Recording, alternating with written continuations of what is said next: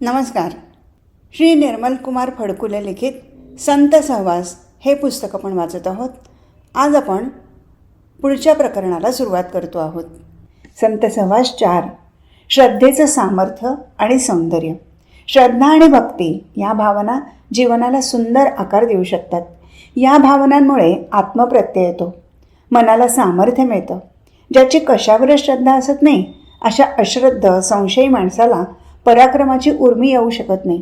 कोणत्या तरी मूल्यावर उत्कट श्रद्धा असावी लागते. कुठेतरी भक्तिभाव असणं आवश्यक असतं. एखादा अभिमान बिंदू प्रमाण मानून जगणाऱ्या व्यक्तीचं व्यक्तित्व बलिष्ठ बनतं. श्रद्धा आणि भक्ती या भावना बुद्धिवादाला विरोधी आहेत असं समजण्याचं कारण नाही. आपल्या हृदयस्थ परमेश्वरावर म्हणजेच पर्यायाने स्वतःवर विश्वास ठेवून वाटचाल केल्याशिवाय यश मिळू शकत नाही. आत्मप्रत्यय हरवून बसलेल्या, मोहाने आणि दयेने व्याकुळ झालेल्या अर्जुनाच्या हातून पराक्रम कसा होणार? श्रीकृष्णाने त्याच्यातली विझत चाललेली श्रद्धेची ज्योत प्रज्वलित केली. मामनुस्मर युध्यश, तू केवळ माझं स्मरण कर, माझ्यावर श्रद्धा ठेव, साऱ्या व्यर्थ शंका बाजूला सार आणि युद्ध सज्ज हो. श्रीकृष्णाचा हा आदेश अर्जुनाने प्रमाण मानला आणि रणांगणात आपल्या धनुष्याचा आत्मसामर्थ्याने रणात्कार केला. संत जनाबाई खरं तर एक सामान्य दासी, स्वतःचा उल्लेख जनिदासी असाच ती करते. पण तिच्या श्रद्धेला आणि भक्तीला अंत नव्हता. अतूट भक्तिभावाने आणि उदंड श्रद्धेने ती परमेश्वराला समर्थपणे आवाहन करते. आत्मविश्वासाने तिने विठ्ठलाला साथ घातलेली असते. मिठी घालीन पायापासी असे म्हणणाऱ्या जनाबाईंच्या शब्दात जी दृढता आहे त्यामुळे तिची अभंगवाणी फुलून आली आहे. काव्य प्रतिभेच्या उदयाला सुद्धा आत्मविश्वास असावा लागतो. सर्व भावे विठ्ठलाच्या स्मरणात आणि त्याच्या चिंतनात खोलवर बुडालेली ही संत जनाबाई एका अवीट मधुर आणि तरीही तीव्र स्वरूपाच्या अभंगातून आपल्या पराकाष्ठेचा प्रेमभाव, भक्तिभाव प्रकट करते. डोईचा पदर आला खांद्यावरी, भरल्या बाजारी जाईन मी, हाती घेईन टाळ खांद्यावरी विणा, आता मज मना कोण करी, पंढरीच्या पेठे मांडियले पाल, मनगटावर तेल घाला तुम्ही, जनी म्हणे देवा मी झाले येसवा, निघाले केशवा घर तुझे. विठ्ठलाच्या भक्तीत रममाण झालेल्या आणि त्याला सर्वस्व अर्पण करण्यासाठी सिद्ध झालेल्या या कवयित्रीच्या स्त्रीसुलभ मनाने हा मधुरा भक्तीचा केलेला आविष्कार जितका आक्रमक तितकाच हृद्य नाही का? आपल्या श्रद्धास्थानापुढे ती सर्व काही तुच्छ मानित आहे. विठ्ठल हेच तिचं एकमेव प्रियतम आराध्य आहे. त्याच्या आराधनेतच ती आपली जीवनधारा समर्पित करणार आहे. ही बंडखोरी तिला तिच्या ठायी असलेल्या दुर्दम्य श्रद्धेने आणि भक्तीने शिकवली. एका दासीच्या शब्दांना तेज यावं, वृत्तींना आवेग यावा, व्यक्तिमत्वाला झळाळी यावी याचं कारण भक्ती आणि श्रद्धा यातच आहे. आपल्या विरोधकांना मनगटावर तेल लावून तुम्ही खुशाल ओरडा करा, पण मला आता कुणी अडवू शकणार नाही असा निर्धार धारदार शब्दातून ती व्यक्त करते. मध्ययुगीन समाजातल्या एका सामान्य थरातल्या सामान्य स्त्रीच्या या अभंगातलं अस्मितेचं सौंदर्य खरोखर अनुपम आहे. ज्ञानेश्वर नामदेवांनी सुरू केलेल्या धार्मिक चळवळीला आलेलं हे गोड फळ आहे. झोपडीच्या आत कोंडल्या गेलेल्या अशिक्षित स्त्रीच्या आत्मशक्तीचं आणि प्रतिभेचं हे दीप्तिमान दर्शन आहे. हीच जनाबाई ईश्वर प्रेमाबरोबरच समाजप्रेमाचे सूरही आपल्या वीणेतून काढते. संतांचा भक्ती संप्रदाय भाबडेपणाचा नाही, भक्तीतून ज्ञान आणि ज्ञानातून जागृती हा या संप्रदायाचा क्रम होता. स्त्रीपणाचा आणि अज्ञानाचा तिच्याभोवती विळखा पडला आहे. त्या स्त्रीलाही भक्तीतून सामर्थ्याची देणगी देण्याचा प्रयत्न या संप्रदायाने केला. जनाबाईची श्रद्धा डोळस होती, भक्तीला ज्ञानाची बैठक होती. जागृत झालेल्या संत स्त्रीने चिंतन आणि मनन केलं. आत्मानुभवातून ती लिहू लागली, बोलू लागली. एका अभंगात ती म्हणते, शूराचे शस्त्र आणि कृपणाचे धन, प्राण गेला तरी हाती येत नाही. सिंहाचं नख आणि प्रतिव्रतेचं स्तन हाती लागत नाही. देही असलेला अहंभाव जोपर्यंत पूर्णपणे विरून जात नाही, श्रद्धेने आणि भक्तीने जोपर्यंत अहंभावनेचं समर्पण करत नाही, जोपर्यंत निरहंकारी आणि निरभिलाष होत नाही, तोपर्यंत देवाची प्राप्ती कशी होणार? ज्याला जीवनात काहीतरी अलौकिक असं मिळवायचं आहे त्याने लौकिकाच्या बंधनात स्वतःला गुरफटून घेऊ नये. याचा अर्थ त्याने सारे पाश तोडून टाकावेत असा होत नाही, पण प्रथम त्याने आत्मश्रद्धा व्हावं. आपल्या उपास्यावर वज्रकठोर श्रद्धा ठेवावी. जशी एकलव्याची शस्त्रविद्येवर होती, जशी राधेची कृष्णावर होती, जशी ज्ञानेश्वरांची गीतेवर आणि समाजावर होती. इये मराठीची ये नगरी, मी ब्रह्मविद्येचा सुकाळ करीन, नवरसांचा सागर निर्माण करीन, माझे श्वासोश्वास देखील प्रबंधरूप होतील, असं प्रतिज्ञापूर्वक सांगणाऱ्या ज्ञानेश्वरांच्या आत्मप्रत्ययाचं आणि समाजभक्तीचं दर्शन केवढं मनोहर आहे. श्रद्धास्थान हरवून बसलेल्या समाज मनाला संतांनी सश्रद्ध केलं, आत्मविश्वस्त केलं, इतकं की मीच देवस्वरूप आहे, माझ्यात ईश्वरत्व सामावलेलं आहे, मी सामान्य नाही, क्षुद्र नाही, मी समर्थ आहे, हा निर्धारी विश्वास संतांनी माणसात जागवला. तुकोबाही याच स्वरात म्हणतात, मऊ मेणाहुनी आम्ही विष्णुदास, कठीण वज्रास भेदू व्हायचे. लेख 6. इंद्रिये न कोंडी. माणसाच्या मोहवशतेवर, त्याच्या आत्यंतिक लोभीपणावर सर्वच संतांनी कठोर टीका केली आहे. मोहाचा सामान्य क्षणसुद्धा भल्या भल्या विचारवंतांना परतवून लावता येत नाही. ते मोहाच्या चिखलात गळ्यापर्यंत बुडून जातात. काही माणसाची विवेकबुद्धी मोह आणि लोभ या विचारांशी झुंज घेण्याचा प्रयत्न करते, पण मोह सुंदर असतात, ते त्यांना आपल्या बाजूला सारखे खेचत राहतात. शहाणा मनुष्यही मग अगं म्हशी म्हणत मोहाचं शेपूट धरून मोहामागे फरफटत जातो. ज्ञानेश्वरांनी एका अन्वर्थक परिणामकारक प्रतीकातून माणसाच्या दुबळेपणावर मार्मिक भाष्य केलं आहे. ते म्हणतात, दरदुर सापे गिळीजतू आहे उभा, तो मासिया वेटाळी जिभा, तैसे प्राणीये कवणा लाभा, वाढविती तृष्णा. संत साहित्यात हे प्रतीक अनेक स्थळी येतं. ज्ञानेश्वरांची ही ओवी वाचताना मनावर एक प्रकारचा प्रहार होतो. सर्पाच्या जबड्यात सापडलेला बेडूक समोरून उडत जाणाऱ्या माशीला गिळण्यासाठी आपली जीभ बाहेर काढतो. हे सांगून ज्ञानेश्वर विचारतात की दुरंत तृष्णा काय मिळवून देणार. वासना खरोखर बलवान असतात. नागिणीप्रमाणे फणा काढून त्या उभ्या असतात, फुत्कार करतात आणि माणसाला घट्ट विळखा घालतात. त्यातून स्वतःची सुटका करून घेणारे जितेंद्रिय कितीसे असतात. मोह कशाचंच पडू नये असं मात्र संतांनी कुठे म्हटलं नाही. जे उत्कट आणि भव्य असेल, जे सुंदर आणि शिव असेल, जे महनीय आणि श्लाघनीय असेल, त्याचा मोह अवश्य पडावा. कृष्णाच्या बासरीतून निघणाऱ्या स्वरमाधुरीचा उन्माद अनुभवण्याचा मोह हे रसिकतेचं लक्षण आहे. एखाद्या संताच्या वीतरागमुखावरील मंदस्मिताचा मोह जरूर पडावा. ज्ञानेश्वरांनी म्हटलं आहे, शारदीय चंद्रिकेतून झरणारे अमृतकण चकोर बालकं ज्या हळुवारपणे टिपून घेतात, त्याच तरल वृत्तीने माझ्या कथेचा आस्वाद घ्यावा. ज्ञानेश्वरी हाही रसिकांच्या मोहाचा आणि लोभाचा विषय आहे. जीवनातील सत्वसुंदर मोह, शुभंकर मोह नाकारावेत असं कोणताही संत म्हणत नाही. भक्तीचा आणि देवाचा मोह भक्ताला पडतोच. या मोहांना आणि जीवनातल्या धर्म्य सुखांना नकार देणं कधीही न्याय्य ठरणार नाही. दुर्मद वासनेच्या अधीन होणाऱ्या वासनेच्या गुलामीवर संतांनी टीका टिप्पणी केली. कस्तुरीच्या सुवासापेक्षा मद्याचा दर्प ज्यांना मोहिनी घालतो, त्यांच्या कळकट अरसिकतेवर संतांनी प्रहार केला तर कुठे बिघडलं. संतांचा नेमका आक्षेप कोणत्या गोष्टीला आहे हे समजून न घेणाऱ्या अज्ञानी लोकांना काय सांगायचं. संत काही पलायनवादी नव्हते. ते प्रपंचाला भ्यालेले नव्हते.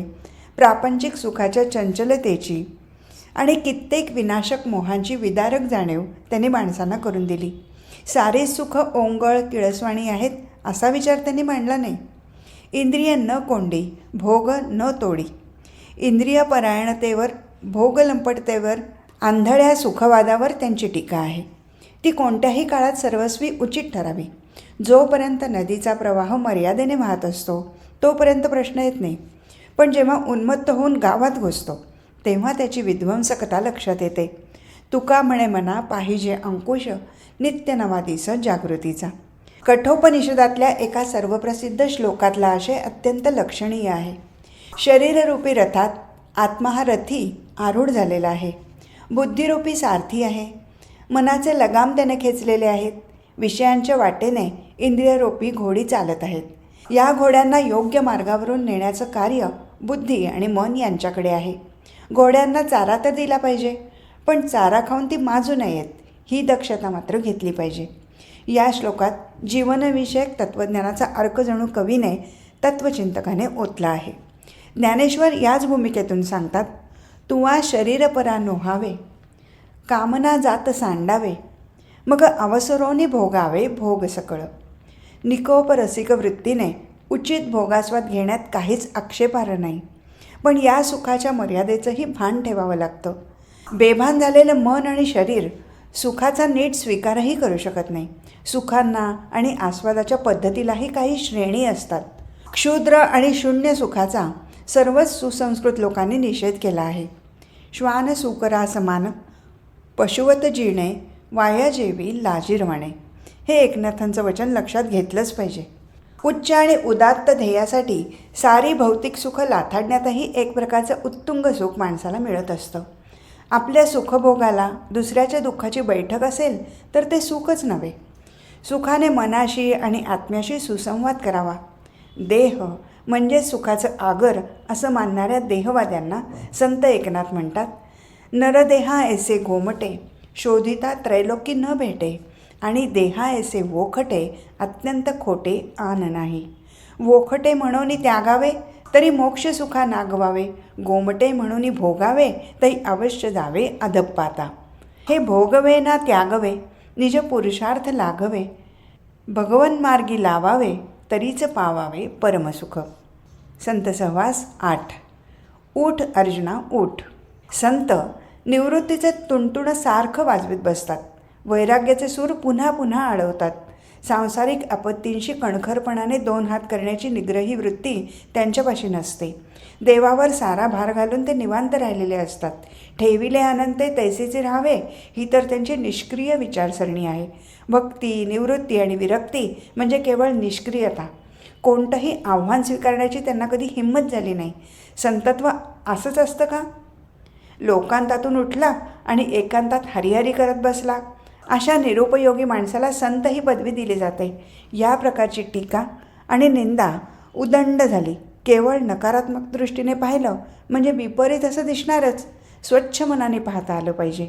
संतांचं मन ही खरं तर युद्धभूमी असते. त्यांच्या जीवनात नाना प्रकारच्या आपत्तींची वादळं हेलावत असतात. सर्व प्रकारचे आघात त्यांना सहन करावे लागतात.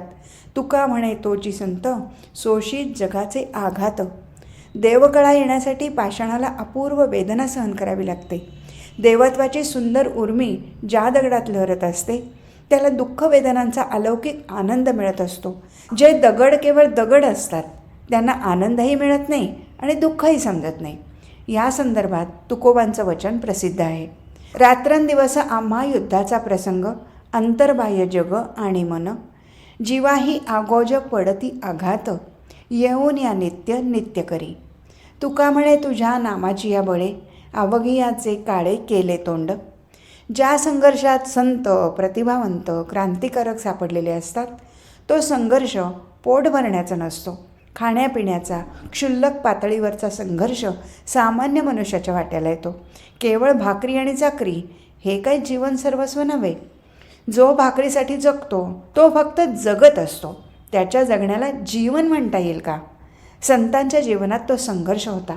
तो म्हाताऱ्या झालेल्या, विटलेल्या, सडत चाललेल्या समाजाला सत्य, शिव आणि सुंदर यांच्या वाटेनं कसं न्यायचं हा होता.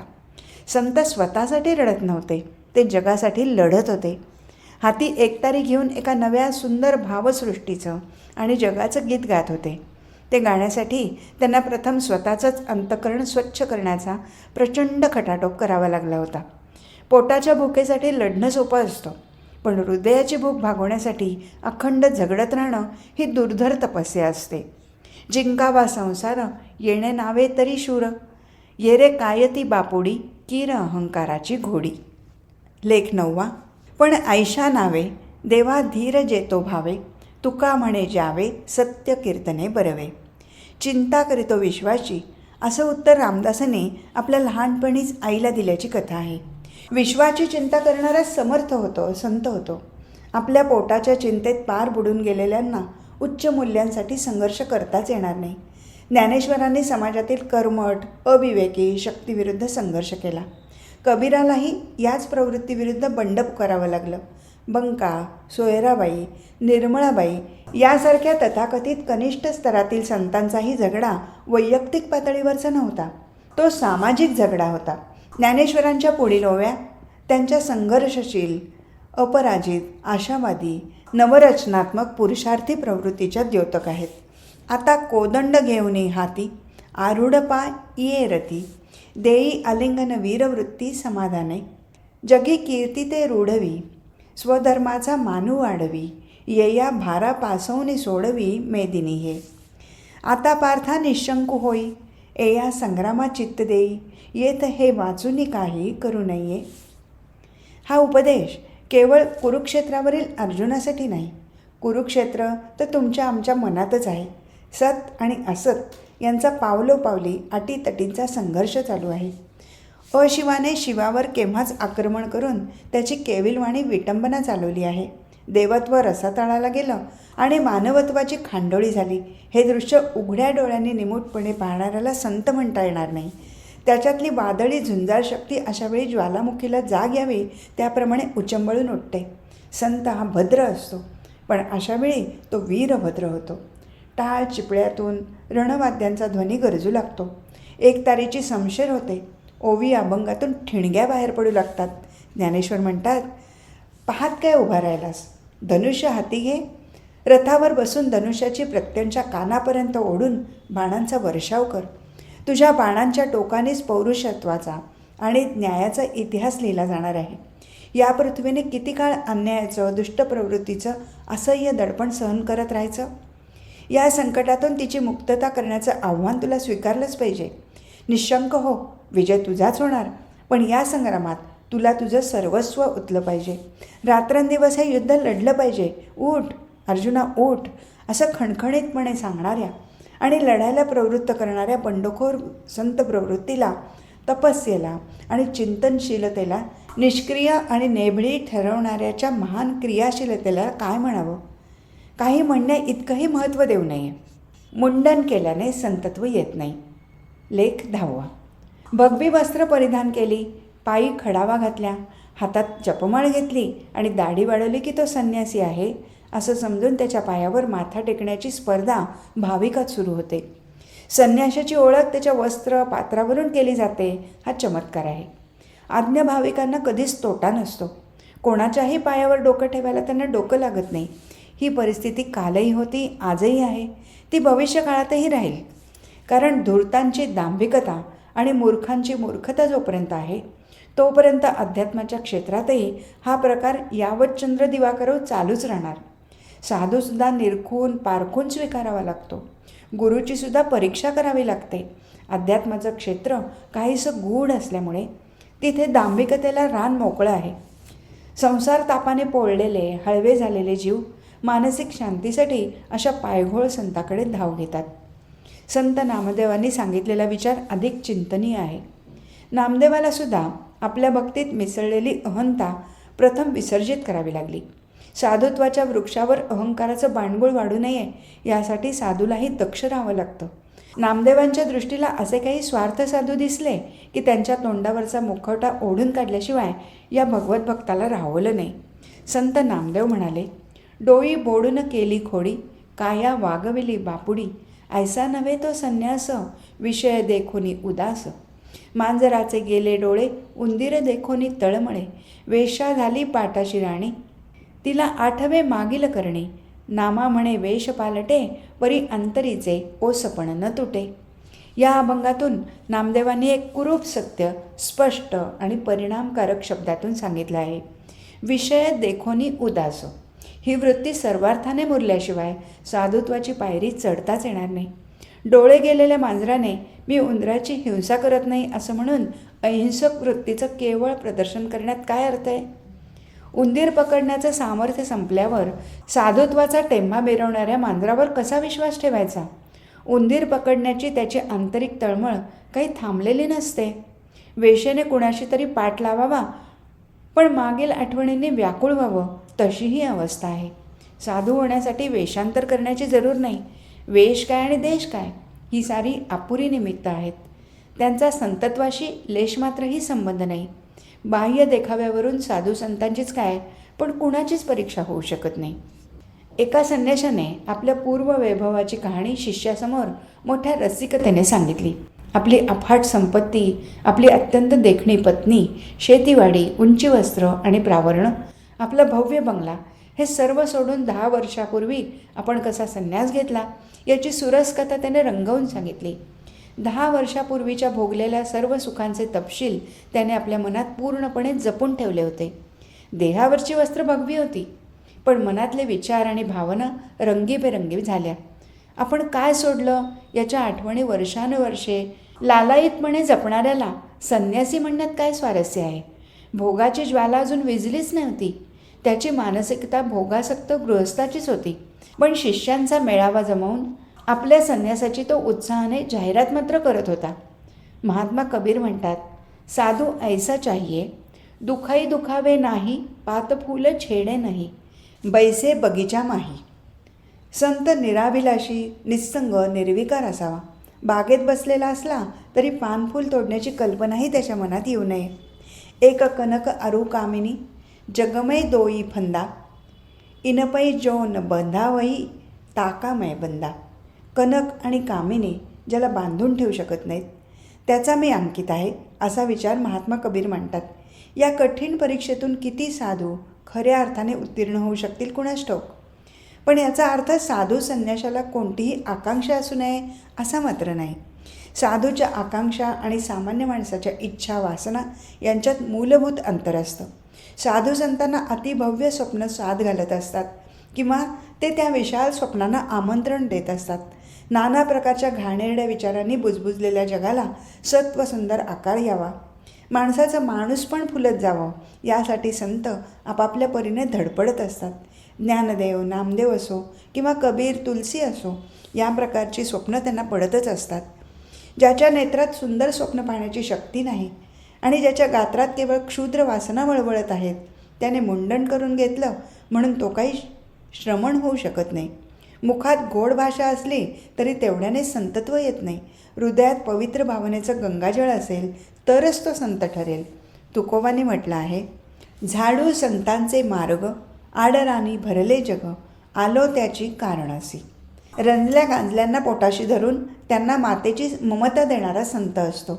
म्हणूनच संतांना माऊली ही सर्वोच्च संज्ञा मिळते. पण जनता विद्यापीठाची ही पदवी खडतर तपस्याशिवाय मिळत नाही. संतत्वापुढे विनम्र होण्यातला आनंद. लेख पुढचा. समाजाचे जीवन स्फटिकासारखे स्वच्छ आणि सुंदर व्हावे यासाठी ज्या संतांनी आपलं सारं आयुष्य वाहिलं त्यांचाही समाजात मानसिक छळ व्हावा, उपेक्षा व्हावी याचं आश्चर्य वाटतं. मानवजातीच्या इतिहासात संत सज्जनांनी दुर्जनांनी केलेली अवहेलना हा एक दुःखाचा विषय आहे. आपण आपल्या हृदयातील सद्भावनांचा सुवास लोकांना द्यावा आणि लोकांनी आपल्यावर शिव्या शापांचा, दगडधोंड्यांचा वर्षाव करावा यासारखी क्लेशदायक दुसरी घटना नाही. पण ही विपरीत कृतज्ञतेची वृत्ती मनुष्यत्वाला कलंकभूत आहे हे माणसाला अद्याप कळलं नाही.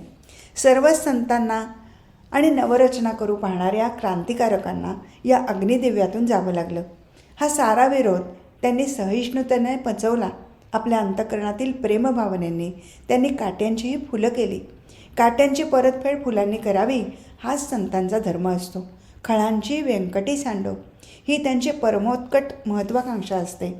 शांतीचं आणि प्रेमाचं माहेरघर असलेल्या ज्ञानेश्वरांचा आणि त्यांच्या भावंडांचा मूढ समाजाने असह्य मानसिक छळ केला. एके दिवशी ज्ञानेश्वरांच्या मनाला असह्य जखम झाली. एक प्रकारचा तीव्र उद्वेग त्यांच्या मनी भरून आला. ज्या समाजावर मी माझ्या देहमनाची, आयुष्याची सावली धरली त्याने आम्हाला डागण्या द्याव्यात हा कोणता न्याय. त्यांनी आपल्या मनाचं, ताटीचं दार बंद करून घेतलं. संतांच्या हृदयाचे दार बंद होणं यासारखी दुसरी आपत्ती नसते.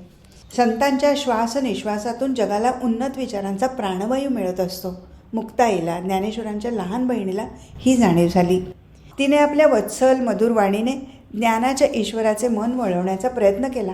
ती म्हणते, शुद्ध ज्याचा भाव झाला, दुरी नाही देव त्याला, अवघी साधन हातवटी, मोले मिळत नाही हाटी, कोणी कोणा शिकवावे, सार साधुनी या घ्यावे, लढीवाळ मुक्ताबाई, जीव मुदल ठाईचे ठाई, तुम्ही तरुणी विश्वतारा, ताटी उघडा ज्ञानेश्वरा. मुक्ताबाईंचे ताटीचे अभंग मराठी सारस्वतात वैशिष्ट्यपूर्ण आहेत. निवृत्ती ज्ञानदेवांची ही धाकटी बहीण अध्यात्माच्या उंच पायरीवर उभी होती. समाज जीवनाचं बरं वाईट स्वरूप या लहान वयातही तिने टिपलं होतं. दुःख शांतपणे सोसावीत आणि सुखाचे क्षण लोकांना आत्मीयतेने द्यावेत, या उदार संस्कृतीचा वैभवशाली वारस घेऊन जगणाऱ्या या कवयित्रीच्या सोज्वळ मनाचा हा शांतमय आविष्कार ज्ञानेश्वरांच्या मनाला हेलावून गेला असावा. कवित्वाला जेव्हा हार्दिक शुचितेचं अधिष्ठान मिळतं तेव्हा ते कवित्व उच्च पातळीवर जातं. ज्ञानेश्वरांच्या हृदयाची ताटी या शब्दांनी सहजपणे उघडली. आपल्या प्रशांत, प्रसन्न, प्रसादपूर्ण दृष्टीतून क्षमाशीलतेचा वर्षाव त्यांनी समाजावर केला आणि ते पुन्हा आपल्या चिंतन समाधीत रममाण झाले. आकाशात ढग आले तरी त्यांचा लेप त्याला लागत नाही. प्रश्न असा पडतो की साधू सज्जनांचा छळ करीत राहण्याची ही पुरातन परंपरा कधी संपुष्टात येणार आहे का? व्यक्तीचा छळ करून व्यक्तीची विचारधारा खंडित होऊ शकेल का? ज्ञानदेव निघून गेल्यावर कित्येक वर्षांनी, शतकांनी जडमूड असलेल्या समाजमनात थोडीफार कंपनं होऊ लागली. एका महापुरुषाला आपण ओळखलं नाही, समजावून घेतलं नाही, ही खंत त्यात होती. अपराधित्वाची जाणीव होती. संतांचं महात्म्य संतालाच जाणवतं. तुकारामांनी तर ज्ञानेश्वरांना मस्तकावर धारण केलं. आपल्या शब्दकुसुमांनी त्यांची पूजा केली. विभूतीपूजक मनोवृत्ती स्वतंत्र बुद्धीला मारक असते असं म्हटलं जातं. पण विभूतिमत्वाचं दर्शन होऊ नये, ज्याचं मस्तक विनम्र होत नाही, त्याला काय म्हणावं? तुकोबा म्हणतात, ज्ञानियांचं गुरु राजा महाराव, म्हणती ज्ञानदेव ऐसे तुम्हा, मज पामरा हे काय थोरपण, पायीची वाहनं पायीवरी. ब्रह्मादिक जेथे तुम्हा ओळगणे, इतर तुळणे काय पुरे. तुका म्हणे नेणे युक्तीची ते खोली, म्हणून ठेविली पायी डोई. संतत्वाच्या चरणावर विलीन होणारं मस्तक धन्य म्हणावं. जिथे दिव्यत्वाची प्रचिती येते तिथे विनयाने हात जोडण्यासारखा आनंद नाही. माणसं सत्तेपुढे वागतात, संपत्तीपुढे लोळण घेतात, गुंडपुंडांचा जयघोष करतात. हे सारं भीतीपोटी आणि स्वार्थापोटी असतं. हे वाया गेलेले नमस्कार आहेत. जिथे वाकल्यामुळे आपण उंच होतो, जिथे डोकं टेकल्यावर आपलं मस्तक उन्नत होतं, अशा जागा फार थोड्या आहेत. त्या जागा शोधून क्षणभर तिथे अंतर्मुख व्हावं आणि निखळ संतत्वाला अभिवादन करावं. त्यात सार्थकता आहे, सफलता आहे. उच्च पातळीवरची वैचारिक झुळूक आपल्या मनाचं आरोग्य संतुलित ठेवते. संतस्तुती करता आली नाही तर ते दुर्दैव, पण संत निंदा करण्याची प्रवृत्ती बळावणं हे महादुर्दैव.